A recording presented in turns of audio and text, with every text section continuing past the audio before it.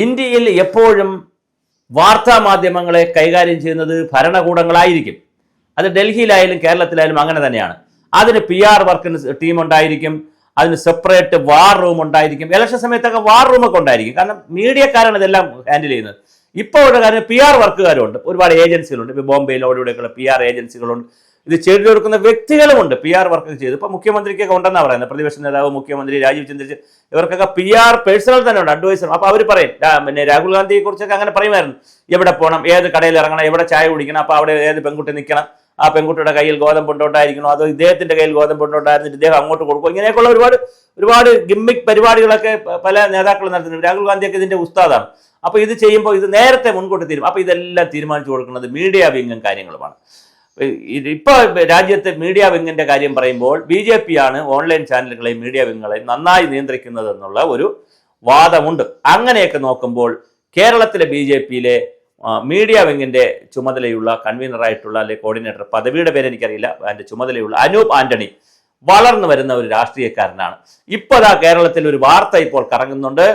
BJPയുടെ 5 general സെക്രട്ടറിമാരെ വയ്ക്കുമ്പോൾ അതിൽ Sean ജോർജിന്റെ പേര്, PC ജോർജിന്റെ മകൻ ഷോൺ ജോർജിന്റെ പേരും കറങ്ങുന്നു. അതുപോലെ സമാനകരമായി കട്ടയ്ക്ക് അനൂപ് ആന്റണിയുടെ പേരും കറങ്ങുന്നു എന്നാണ് സാറ്റലൈറ്റ് ചാനലുകളുടെയും മറ്റ് പത്രങ്ങളുടെയും ചാനലുകളുടെയും ഒക്കെ കരക്കമ്പികൾ. അങ്ങനെ കറങ്ങുകയാണെങ്കിൽ അനൂപ് ആന്റണി രാഷ്ട്രീയത്തിലേക്ക് വരാൻ സാധ്യതയുണ്ട്.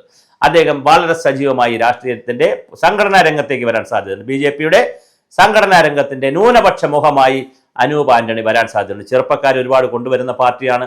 പുതിയ ആളുകളെ എപ്പോഴും പറഞ്ഞ് ഞെട്ടിക്കുന്ന പാർട്ടിയാണ് BJP. LK അദ്വാനി കന്യാകുമാരിയിൽ നിന്ന് കാശ്മീർ വരെ രഥയാത്രയൊക്കെ നടത്തി.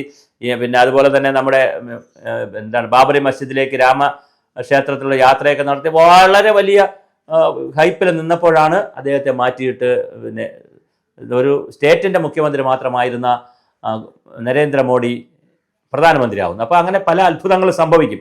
അപ്പോൾ അതുകൊണ്ട് നമുക്ക് അറിഞ്ഞുകൂടാത്തയും കേട്ടുകൂടാത്ത ആളുകളൊക്കെ പബ്ലിക്കിൽ ഒരുപാട് കേൾക്കാത്ത ആളുകൾ കയറി വരും. ഇപ്പോഴത്തെ വാർത്തകൾ അനുസരിച്ച് അനൂപ് ആന്റണി സംഘടനാ രംഗത്തേക്ക് കൂടി പോകുന്നു, സജീവ രാഷ്ട്രീയക്കാരനായിരിക്കും.